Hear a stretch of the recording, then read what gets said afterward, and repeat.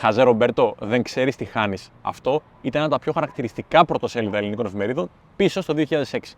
Τότε οι ελληνικές ομάδες κάθε καλοκαίρι κυνηγούσαν ένα μεγάλο όνομα και τα σύριαλ ήταν πολλά. Ποια ήταν όμως η πρώτη ευρωπαϊκή ομάδα του Βραζιλιάνου? Ο Ζε Ρομπέρτο ξεκίνησε το 1994 από την Πορτουγκέζα, όπου και έμεινε ως το 1996. Το Γενάρη του 1997 πήρε μεταγραφή στη Ρεάλ Μαδρίτης, όπου κατέγραψε στη Βασίλισσα 21 συμμετοχές και ένα γκολ. Όταν το Γενάρη του 1998 επαναπατρίστηκε, αυτή τη φορά για λογαριασμό του Φλαμέγκο. Το καλοκαίρι του 1998 τον πήρε η Bayer Leverkusen και έμεινε ως το 2002.